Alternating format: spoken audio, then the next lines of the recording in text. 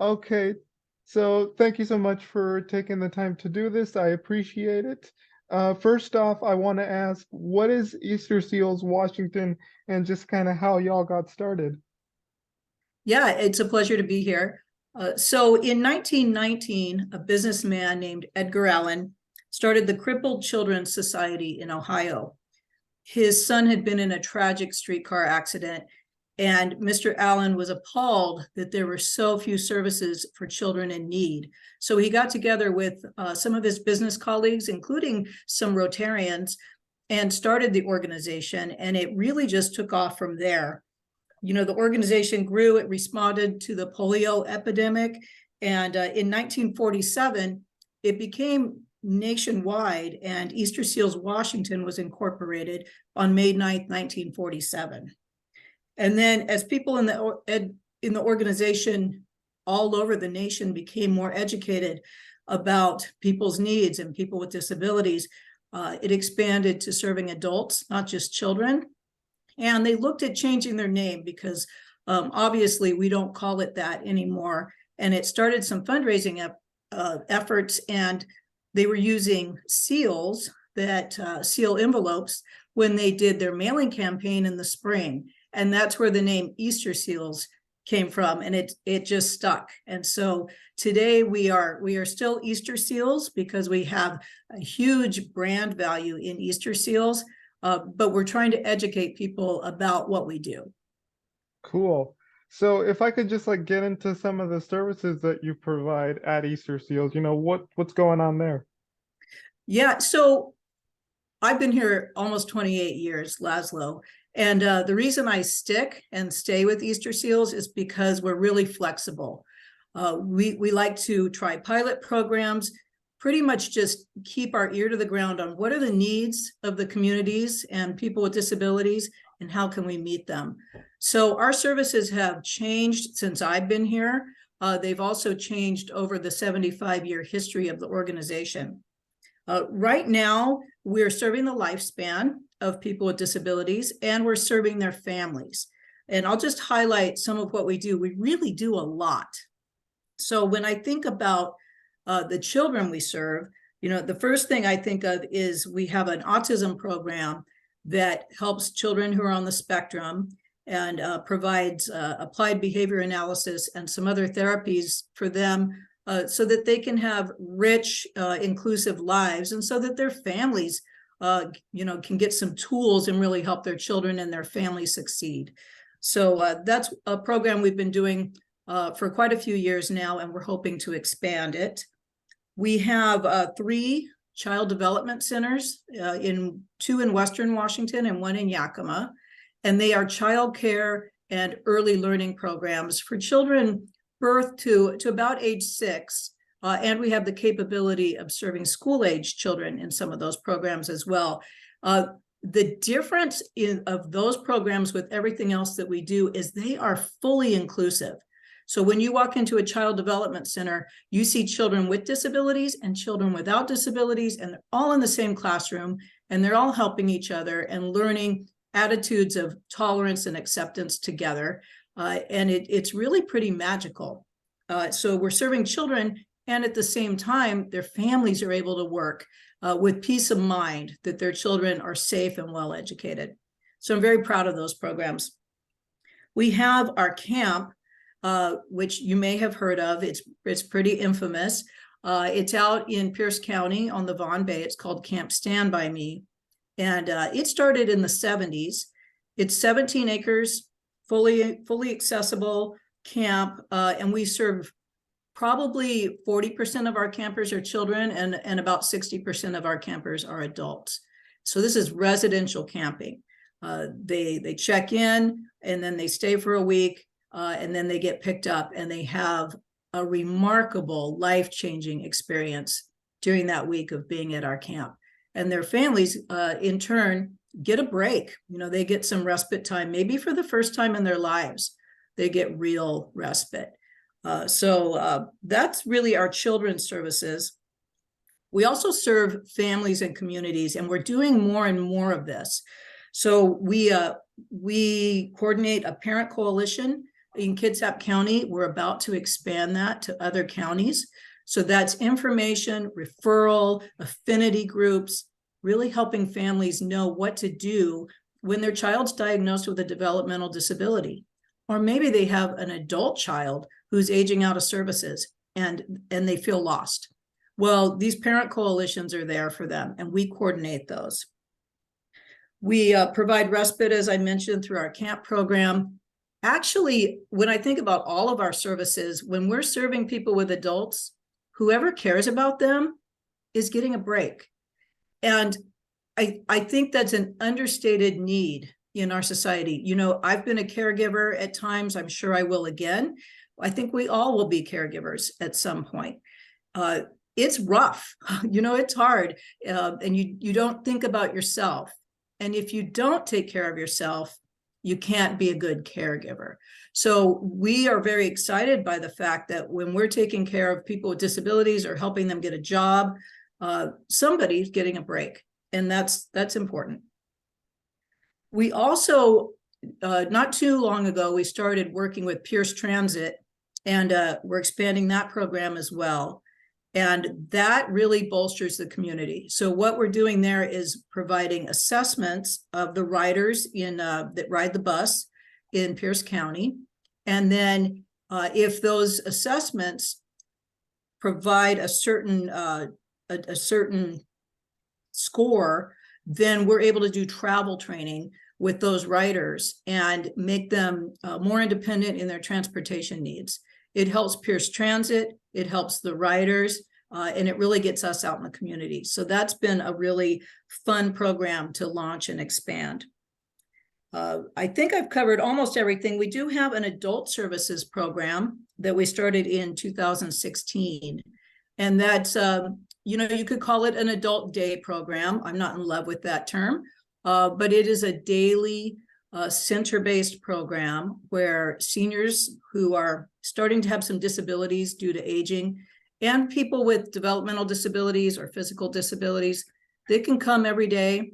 They meet with a nurse, they get their health care taken care of, but it's so much more than that, Laszlo. We have enriching, cool activities, especially in our Bremerton program. We have Comcast funded a Lift Zone computer lab for us. So while our adults are there getting their needs met, they also get to get in that computer lab and get on the internet and learn how to create a resume or get on Facebook, all those, you know, the stuff you and I take for granted all the time. So we're really doing some cool programming in there as well. And I think that's about it. I think we do a little bit more, but we do so much. Sometimes I have trouble articulating it, but I think that's the bulk of our services. Okay, yeah, that's a lot of great stuff. So if I could ask, like, what kinds of stakeholders do you partner with in your efforts? Like, who are your main people that you partner with? Yeah, that's a great question. You know, we know from experience, we cannot do this alone. And we also know that we definitely do it better when we do it together. So we are always taking in partners, developing stakeholders. Our partners include people from kind of every realm. And the first group I would say is our government agencies. So we get funding and referral and support and education from several arms of government. You know, I think about the Division of Voc Rehab. They help us with our employment program, as does the Department of Developmental Disabilities. We're now working with the Services for the Blind and Aging and Long-Term Care, which are, I think all of them are arms of DSHS. So the state government has been a great partner of ours for sure. I mentioned the travel training that we do through the transit authorities. They understand that they do better if they work with us. And so that's ramping up. We have lots of corporate partners. The ones that come to mind right away are Century 21. They do a ton of fundraising and outreach for us. Century 21 is a national corporate partner, so they're in love with Easterseals no matter what state they're in. Comcast NBC Universal has funded lots of projects for us. One of the most recent being that computer lab that I mentioned. They're also helping us do some digital literacy training and some virtual reality job training. That's cutting edge, and there's more to come on that. So next time you have me on your show, maybe I can highlight that for you.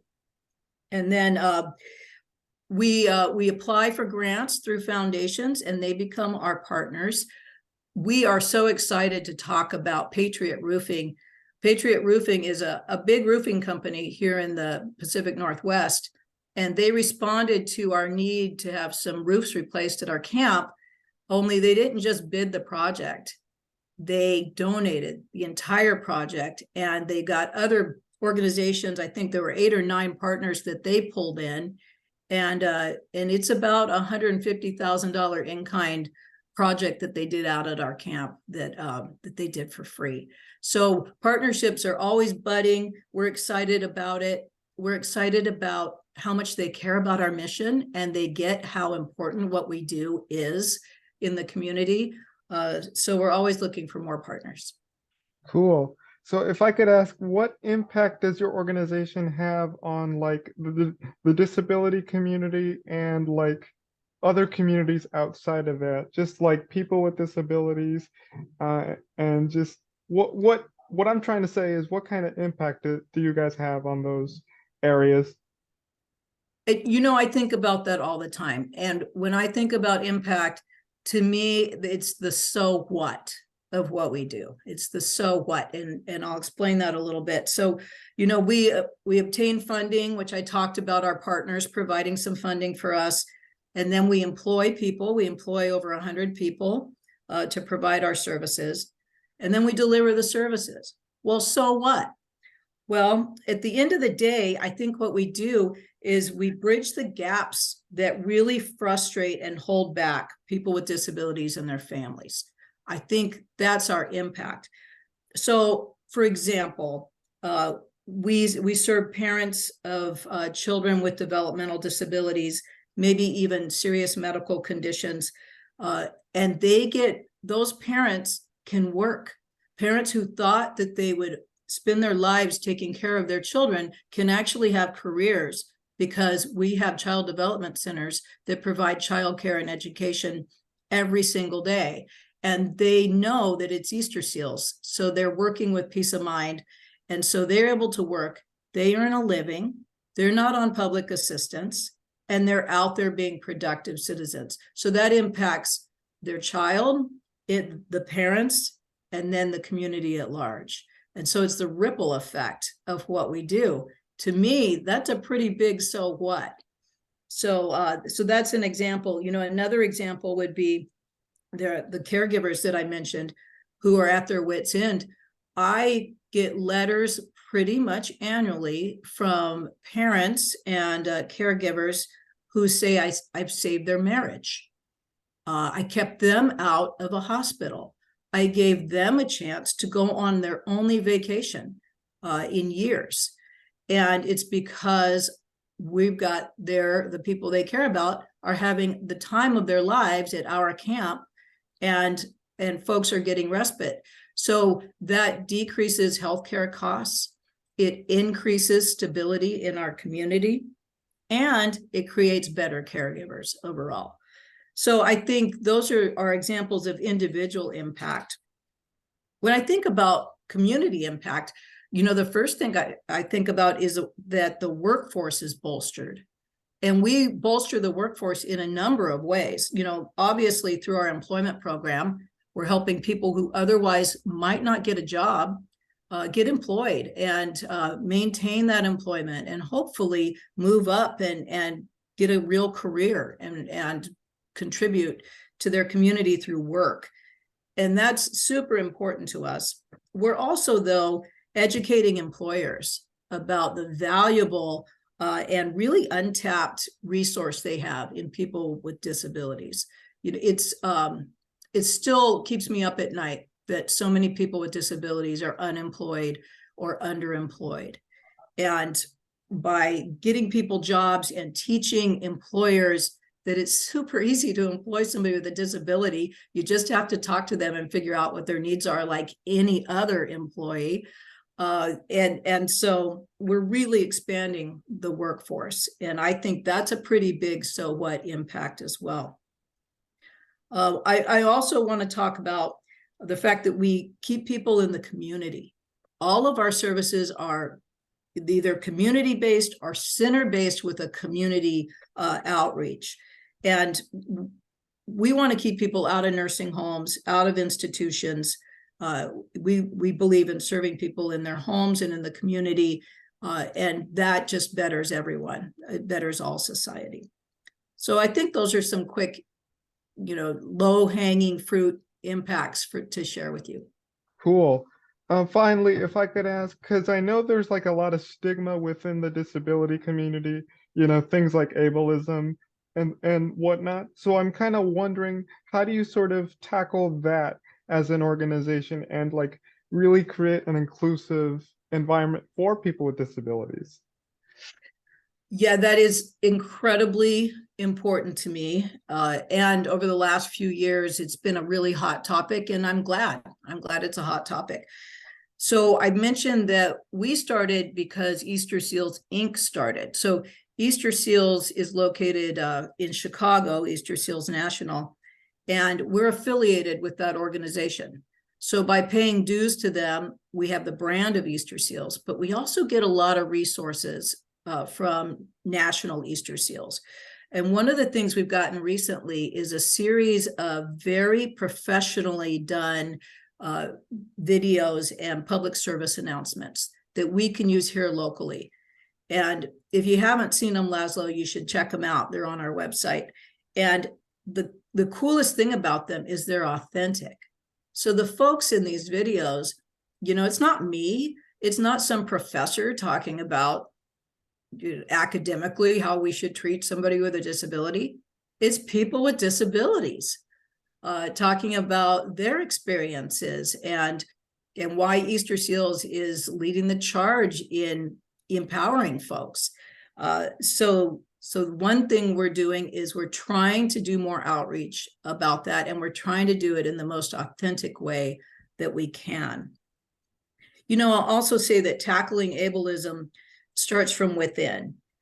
And I've done some soul searching these last few years about maybe there are some unintentional biases that I hold. And I've been looking at that. And then I've empowered my executive team and everyone who works here to do some soul searching on their own and to be educated about the topic of ableism.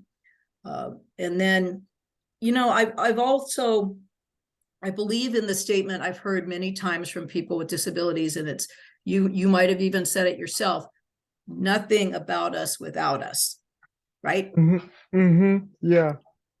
So I've taken that to heart. And so when we are hiring, which we always are, especially right now, we are definitely employing people with disabilities. Our volunteers, a lot of them have disabilities or their family members do. We have people on our board of directors, which is the highest level of volunteer involvement in our organization, who have developmental disabilities or their family members have disabilities. And so we're really trying to embrace the nothing about us without us. So that's important to me. And, I'll end this question, this answer to this question, with something maybe a little controversial. And, I lead in a very direct way. And sometimes it actually freaks my staff out. And they're like, whoa, Cathy, you got to tone it down a bit. But you know what? I'm not going to tone it down. I am a strong advocate for people with disabilities. And sometimes that means being really courageous and making some bold statements. I'll give you an example. Every once in a while, our state's institutions are in the news. And our state still has institutions for people with developmental disabilities. It has been reduced, and there's a plan, but in my mind, the plan is taking too long. And so whenever the institutions are in the news, I make it very clear that Easterseals Washington stands for community-based living. and community-based employment, and that closing institutions for people with developmental disabilities, well, that can't happen fast enough. And so by making bold statements like that, inviting tough conversations and conflict, and educating my team, I think all of those things are helping us really combat ableism and stay on the forefront of this conversation. Mm-hmm. Yeah, those are some important points. I would also, because I would imagine that making bold statements is never easy, but it just takes a lot of courage to do it. And also, it's just people, you know, they gotta there has to be some sort of like people have to be advocates for people with disabilities, and basically it takes a while for people to, you know, like speak up. You know what I mean? I totally know what you mean. And, you know, we talked about partners, and I failed to mention one very important partner, and that is Rotary. I'm a member of a Rotary Club. In fact, I'm the president of the Rotary Club of Silverdale right now. And, you know, Rotary is over 100 years old, and it's got some stigma attached to it, just like Easterseals might, because we're so old. And we're trying to change. And it's interesting because people I never thought who would be open to conversations about LGBTQ and about ableism and about all of these really dicey kind of subjects, they are open to it. We just have to be considerate and patient in how we educate folks, and I have to be as open to listening as I do talking about this. And I like to talk, so sometimes that's hard for me. But if we all listen to each other and we all try to meet each other where we are, I think we can get there. I know we can get there. Yeah, it can really make a big difference. For sure.